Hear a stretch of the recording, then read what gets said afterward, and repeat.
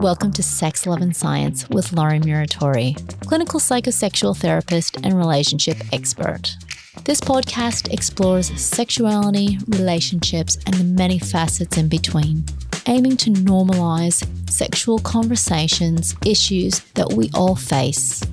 Let's take the taboo out of sexuality and open up the conversations for a better sexual existence. I would like to begin by acknowledging the traditional owners of the land on which we are meeting today, the Wurundjeri people of the Kulin Nation.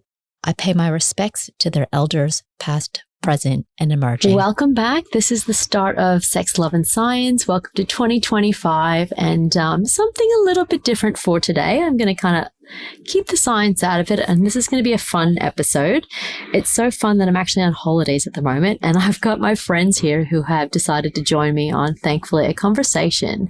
Today we're going to talk about a question that we don't really think about, and that is, what is good sex? Now, it sounds like an easy question. What is good sex? Well, you have it and you know what it is, but we're going to dive deep, and we're actually just going to talk a little bit of shit on sex. So, these are my friends today. I've got Rochelle, Markus, and Matthew here. Thanks for coming, everyone. Thank you. Hello. And what is good sex?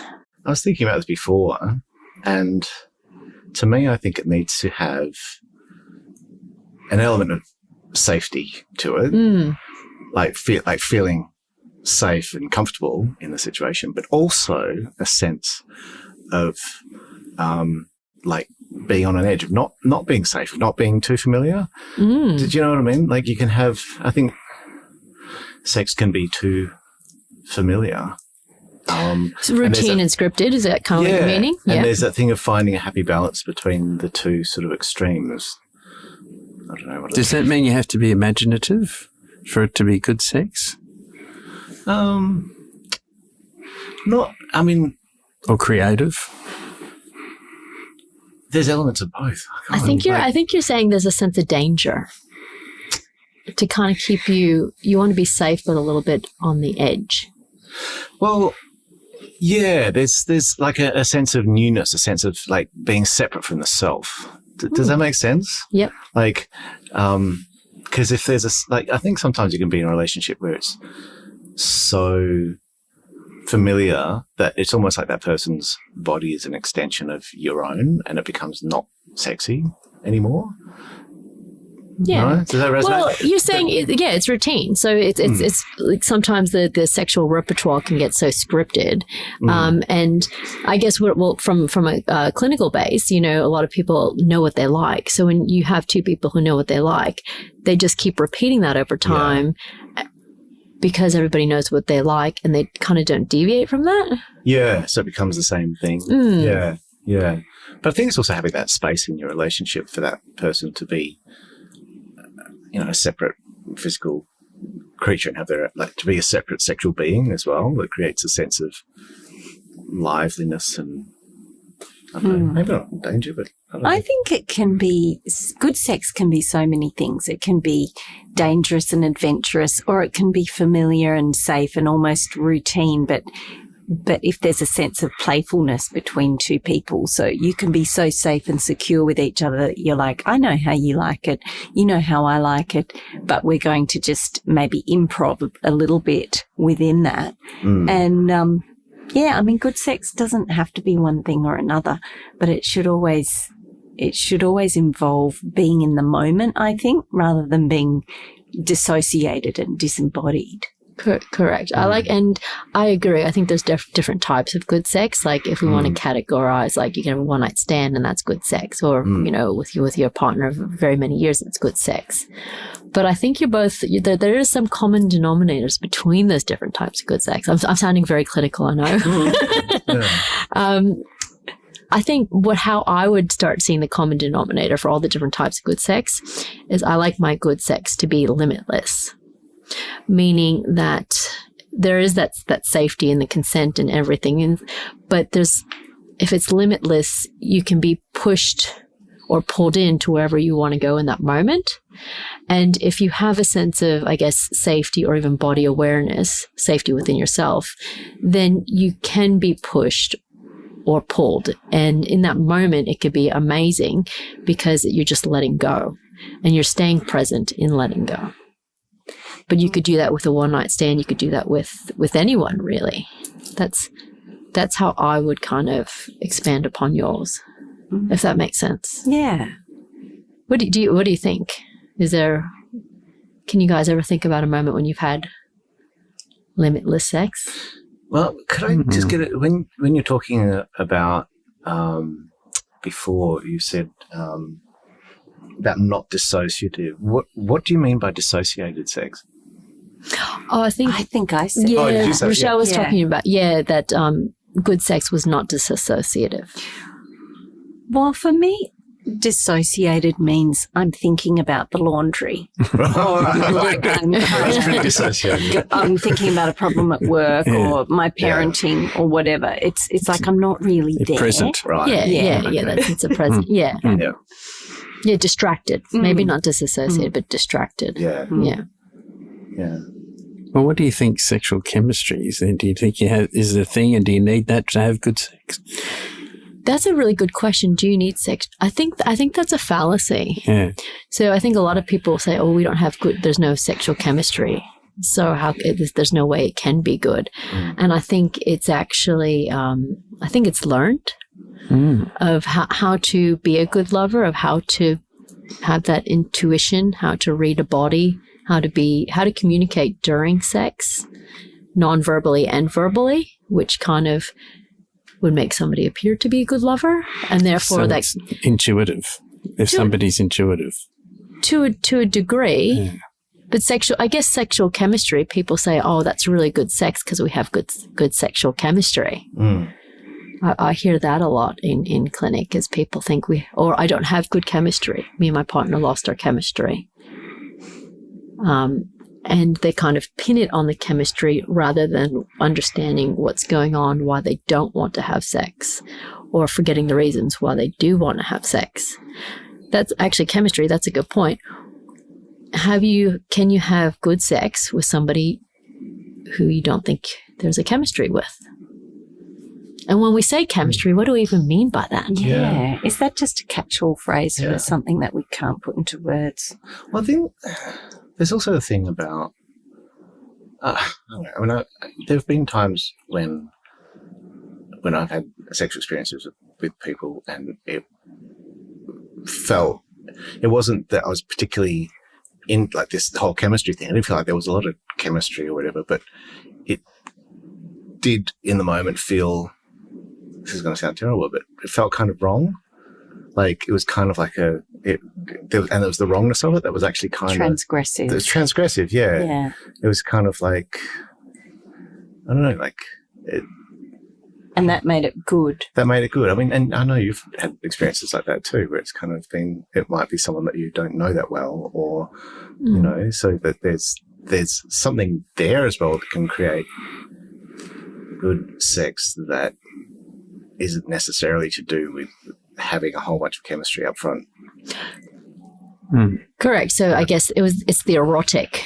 It creates a little bit more eroticism. Is that what you're kind of saying? That, because if you don't know somebody or it's a little bit wrong, it makes it a little bit more naughty. So therefore that kind of creates that, I want that because it is naughty. Yeah. Even if there is not that pre-chemistry beforehand. Because there's variety as well. I mean, you need, even in something where you've got like a long-term relationship and you each know what you like and that sort of stuff. Even within that, there's a thing of trying to find some kind of variety that spices things up, whether it's a role play or doing things differently. And I guess that's, if with someone completely new, that's sort of another kind of variety as well, To me, it's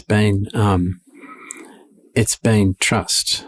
So, and familiarity. I don't think it's familiarity that bred contempt. I think it's familiarity that bred freedom and trust, because you're so familiar and trusting with each other that you can then enjoy the moment because you know that you're in a very emotionally safe space to enjoy the moment, and they know it too.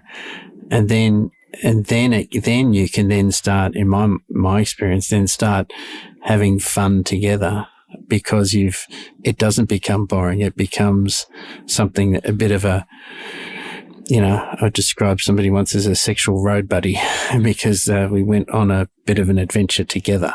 And so that, because the trust was so high. So, yeah. And that's a known party. Yes. Yeah. Right. Yeah. But I guess then, how could we then take some of those principles and put that into somebody who we don't know well and still have good sex, right? Because I guess that builds trust. Can you have that? I like that journey, but in a encapsulated night. It's a matter of how quickly you can build that together in terms of getting a sense of who each other are, and having that sense of confidence in each other. Yeah. Can I ask a question? Sure. Because it just popped in. Please. But do we think it's possible to have good sex if does the other person have to perceive it as good too in order for you to have good sex? Or is it possible that one party had good sex and the other party didn't? Oh, I think that happens a lot. Do you? Yeah. It can still be good even if the other party didn't enjoy it. Well, or they don't know that the other person enjoyed it. They would be under the perception that, that was amazing. That was some of the best sex of my life, or the best sex we've had in 10 years. And the other person is thinking, that's absolutely awful. I did that because you wanted it and I didn't want it. And I'm glad it's over. Yeah. I was thinking about the laundry. Yeah, but exactly. So isn't that... Yeah, it was great. I got my to-do list done in my head. Ticked. We had some sex. No, that's a fair point. I like something that Rochelle, that you said about playfulness. I think that's really underestimated. Yeah. Well, sex can be really funny, and there's something really sexy about having a laugh together while you're also experiencing physical pleasure. Yeah. I agree. Exactly. And I think a lot of people just if you can't talk about sex to begin with, but if you're in a sexual scenario and it's all serious and everybody's like, oh, this is all so serious, it takes away the fun. But I mean, how good can something really be if it's like, oh, this has to go this way and it has to go that way and you have to do this and I have to do this and we all have to orgasm? It's just it's not playful or good at all. Yeah, I just had this idea about some similarities between art and sex, making art and making sex. It's like you have to get beyond that idea of being goal-oriented and having a specific outcome that you have to accomplish. Because if you're both just trying to get an orgasm out of it, it's so kind of instrumental, and you lose that sense of playfulness of let's just be in the moment and let things evolve and let the creative process kind of take over, and we'll get there. Well, I mean, it would be ideal if we could have orgasms, and hopefully we will, and we probably will, but take that kind of direction out of it so that stuff can emerge in the moment. Yes, that was well said. I think that you basically synopsised my limitless. I think that kind of that is a really good way of defining that. Thank you. The no boundaries thing, even though there are boundaries, but you want to be limitless in where it could go. Correct. Where can it go? And to have the confidence that, oh no, well, I'm not liking this. We're going to bring it in. You're not liking this, but we're going to now take this to a different direction of where we both like it. So that with that sense of playfulness and that I guess that artistic way, it then becomes a different picture. Yeah. Rather than the one where you thought it was going to. Yeah. I like that analogy too. Yeah. Exploration. Mm-hmm. At the same time, you could have a bit of a plan if you wanted to have a script that you were both going to follow. Okay, I'm going to be the policeman, and when you come in the door, I'm going to arrest you, okay? And there are going to be some handcuffs. So let's just set that as some kind of... This may or may not have actually happened. And so you've got a script that you're following, but you're able to kind of improvise in the midst of it and maybe even laugh and have, so it's not like there can't be any guidelines or rules. But Yeah. yeah. That's true. I mean, scripting can be sexy. I do have an example of when it was not sexy. Somebody handed me a 3-page script once and wanted me to do it on the spot. And I'm like, well, firstly, I'm not an actress. And it was a pretty in-depth script. And I'm like, wow, this is what you want right now? Like, as in right now? Wow. So that's an example of when a script would not work so well. Yeah. Just in case anybody at home's listening, how to make a script sexy. Don't put it on somebody last minute. Doesn't work. But a lot of the sexiness is the anticipation. Like if you want to have role play or whatever, then it's the planning and the anticipation that is, it makes it even better. 100%. Yeah. And sometimes the longer that planning and anticipation goes on, the hotter it gets. Like you have just two people who are left just simmering in all their juices of, I can't wait for this to happen. But then it's a balance, because then it could be a letdown, or it could be you've built it up to be such a thing that, the reality could never match.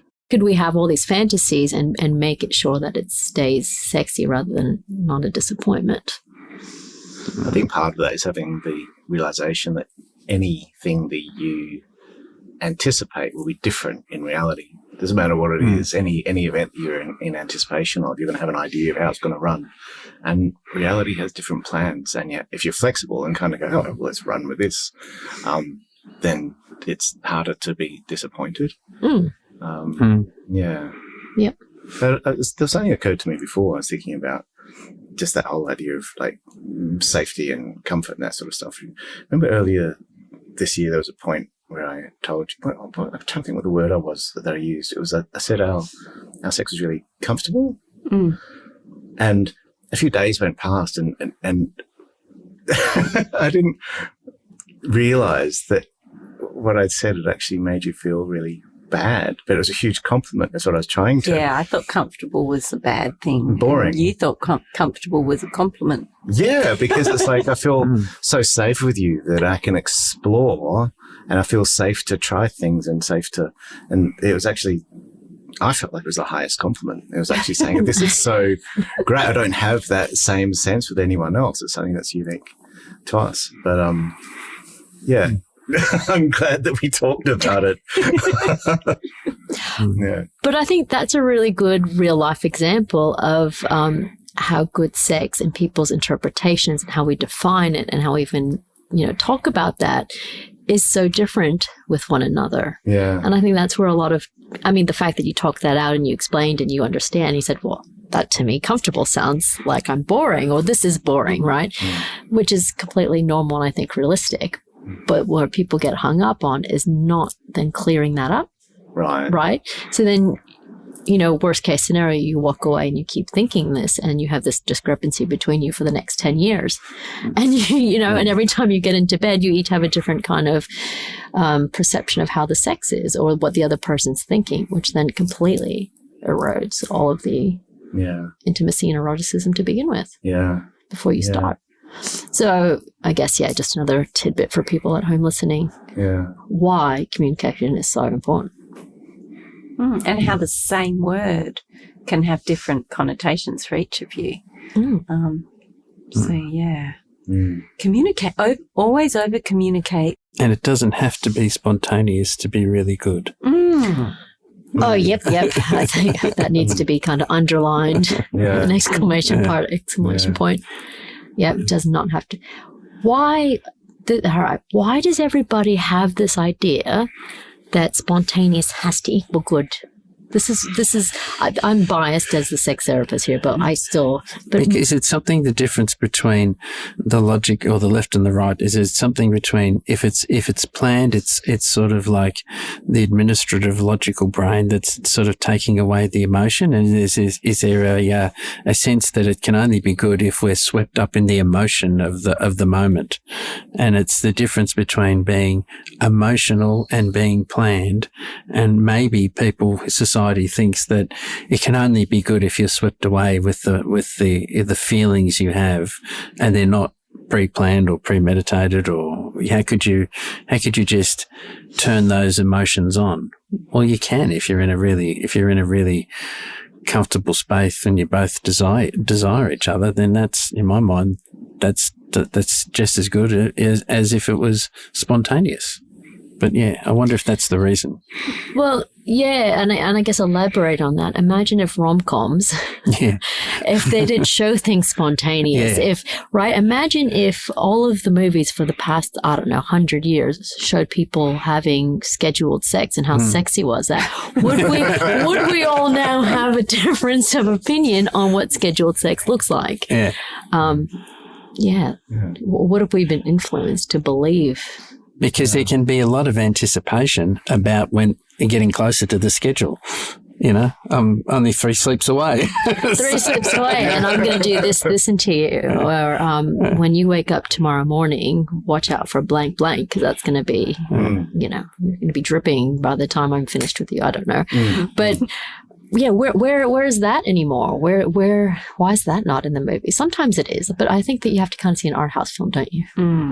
To have that kind of, I guess, erotic build up to, rather than this is all just eyes gaze, and then we just all of a sudden started making out and it was the best of my life, and then we're having sex and it's great, and then it's all done in a few seconds.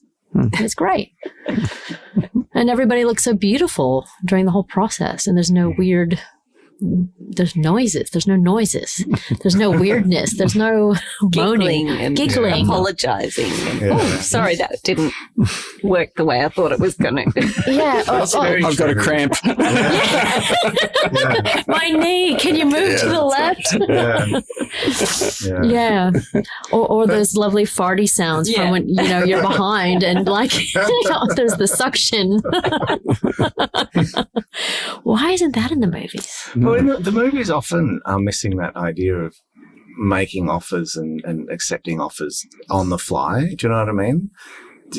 I think, real sexual encounters, like, I want to, I'll do this. And there's a back and forth that kind of doesn't happen. They just kind of, fall. Mush. Yeah. They mush in, and it slow fades in the music, and the detail of it isn't really there, and maybe we can think about, porn on the other side of the spectrum is, that's unrealistic too. And a lot of people get their ideals of that's what good sex is we have to do all of these positions in this order. And I have to look like that. You have to look like that. And this is what we do. And this is the extreme sexual practices that we have to partake in order for it to be good. Yeah.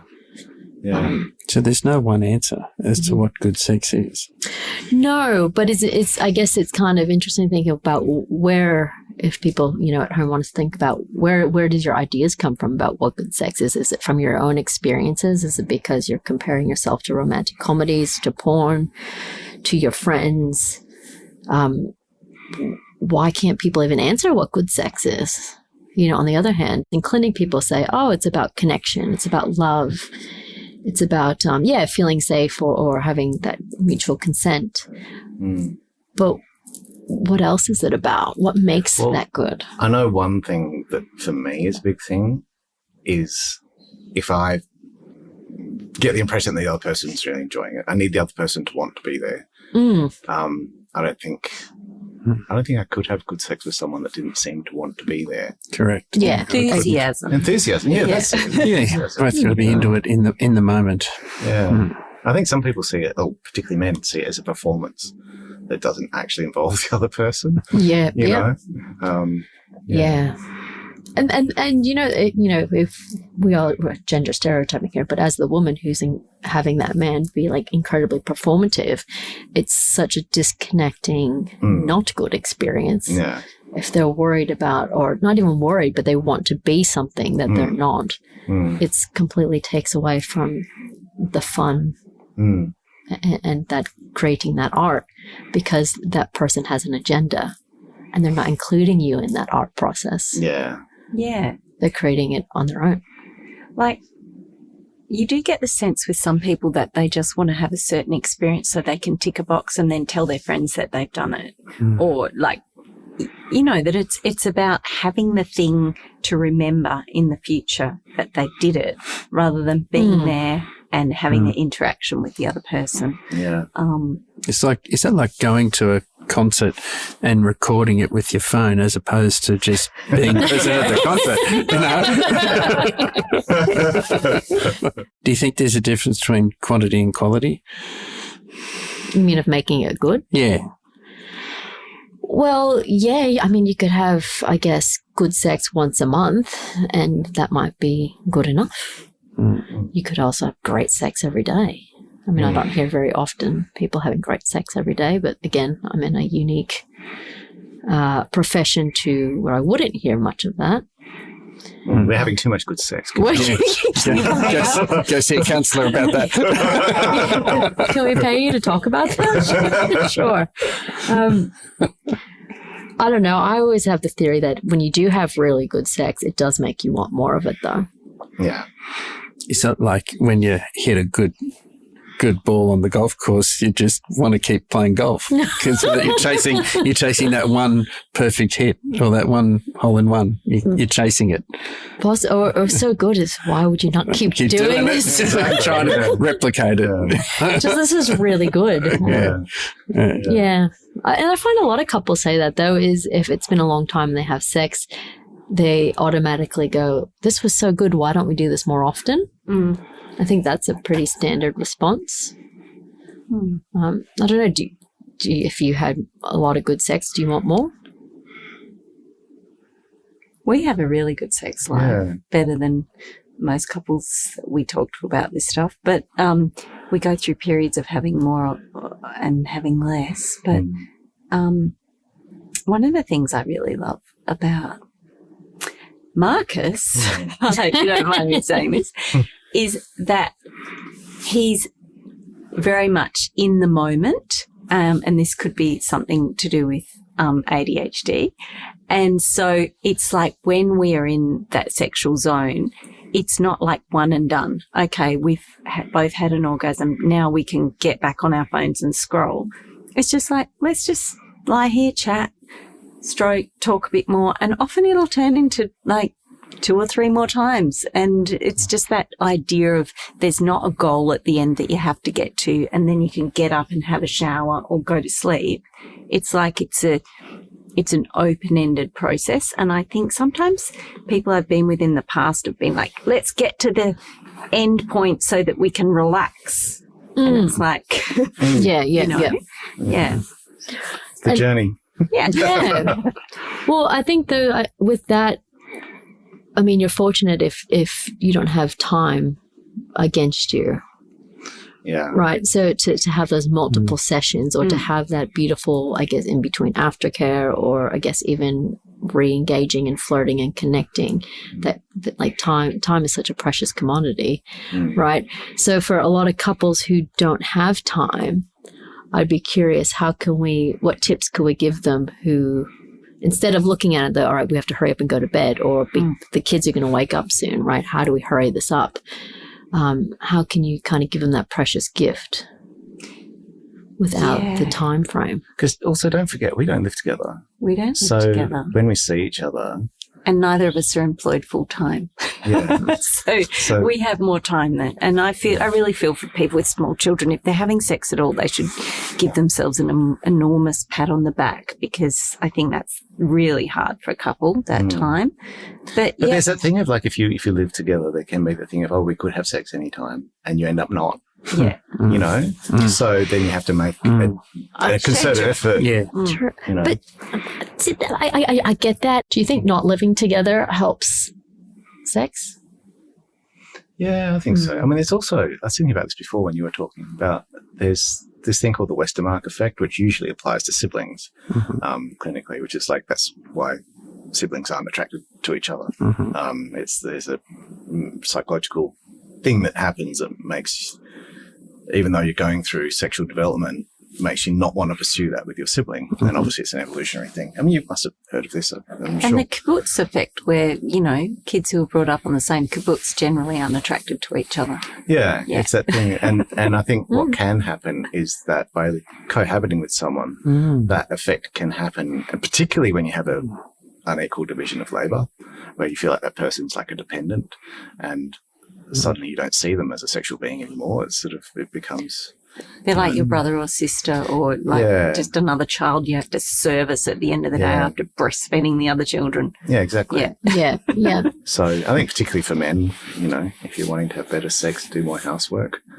It's actually true. Yeah. Well, and the mental load.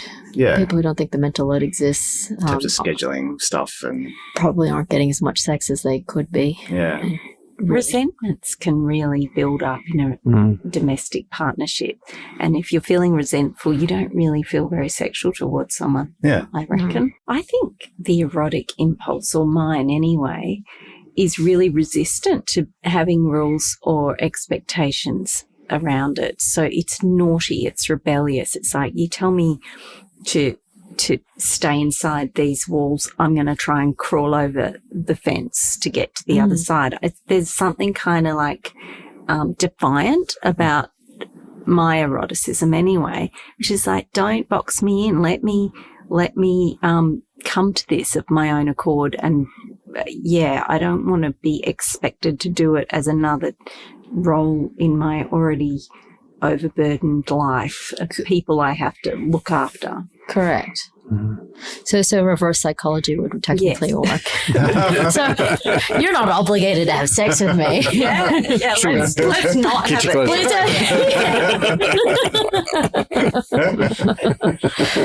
Well, whatever works. A non-clinical tip to try at home.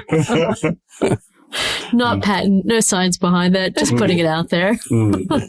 I love it. I love it. Well, thanks, guys. Any closing thoughts on good sex? It's very hard to define. Yeah. But you know it when you feel it. Okay. I've got some of the brain trust here, so I love that even we're saying it's hard to define. Yeah. I mean, I think feeling comfortable and at least accepting of your own body is part of that journey. And as we get older, we have to challenge our own internalized ageism or fatism or whatever we've got to accept our bodies as deserving of pleasure, even if they don't look like the idealized body we see in advertising. For me, that's something that I find is really important to good sex. For me, is like feeling good about my body. Yeah, and taking away all of the expectations, regardless of, ageist is definitely in there, but I mean, we're in a body shaming society, shaming people pre-age 10, really. So if that's learned, that's just going to be carried out through a lifespan and then, projected upon us to not feel sexy. I think that's a good point. Yeah. Yeah, for me, it's basically feeling safe with the person and feeling like there's connection and some sense of variety, even if it's the same person, but finding variety within what you usually do and that sort of thing. Thank you so much for chatting to me on our holidays, and happy 2025, everyone. Happy sexy times.